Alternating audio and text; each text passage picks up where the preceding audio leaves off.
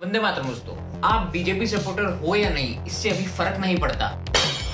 ओहो, लगता है वीडियो किसी टीएमसी के गुंडे ने देखकर पत्थर मार दिया है।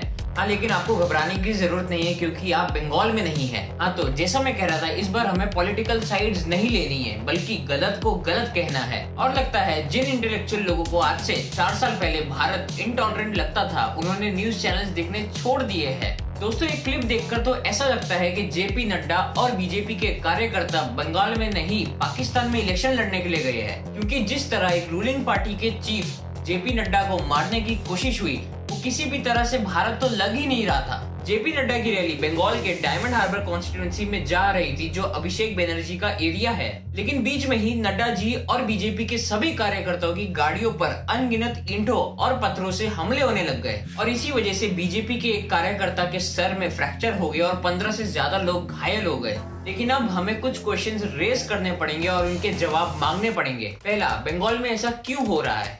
पिछले 3 सालों से बंगाल नेशनल लेवल पर एक गुंडाराज स्टेट बन चुका है। ऑल्दो ये गुंडाराज बंगाल में पिछले 40 सालों से भी रहा है, चाहे कांग्रेस के गुंडे हो या कम्युनिस्ट पार्टी के या फिर ममता दीदी के ही। लेकिन इस गुंडाराज को सिर्फ पिछले 3 सालों से ही न्यूज चैनल्स पर दिखाया जा रहा है, जब से बीजेपी का लोकल एंड नेशनल लेवल की बंगाल की पॉलिटिक्स में प्रेजेंस रहा है। नंबर 2, पुलिस इसमें क्या कर रही है? 8 अक्टूबर को जब बीजेपी के एमपी तेजस्वी सूर्या और कैलाश वर्गीय बंगाल में रैली करने गए थे और उन पर क्रूड बम और शॉटगन से हमले हुए और एक कार्यकर्ता की मौत भी हो गई। और फिर जब वो पुलिस स्टेशन में कंप्लेंट करने गए, तब पुलिस वालों ने उनकी एफआईआर लेने से मना कर दिया और उन्हें वेट करने को कहा। और वहीं 9 दिसंबर को वेस्ट बंगाल पुलिस ने तेजस्वी सूर्या पर सिलीगुड़ी एरिया में सिर्फ एक रैली करने के लिए एफआईआर दर्ज कर दिया। अगर देश के ऑनरेबल मेंबर ऑफ पार्लियामेंट की एफआईआर भी कंसिडर नहीं करी जा रही, तो सोचिए आम नागरिकों का वेस्ट बंगाल में क्या हाल होगा। और हमारा थर्ड क्वेश्चन भी यही है कि वेस्ट बंगाल में ह्यूमन राइट्स का क्या स्टेटस है। अक्टूबर 2020 तक पिछले 7 सालों में बीजेपी के 130 कार्यकर्ताओं का मर्डर कर दिया गया है। और वहीं 2019 के लोकसभा चुनाव से पहले बीजेपी के 33 कार्यकर्ताओं का मर्डर कर दिया था। और ये कोई छोटे कार्यकर्ता नहीं है, बल्कि बीजेपी वेस्ट बंगाल के हेमताबाद कॉन्स्टिट्यूएंसी के एमएलए देवेंद्र नाथ रॉय का मर्डर करके उनकी डेड बॉडी को पेड़ से पब्लिक डिस्प्ले के लिए लटका दिया। और ये कोई पहली बार नहीं हुआ। 2018 में युवा बीजेपी के कार्यकर्ता त्रिलोचन महतो का भी मर्डर करके उनकी डेड बॉडी को पेड़ से लटका दिया था।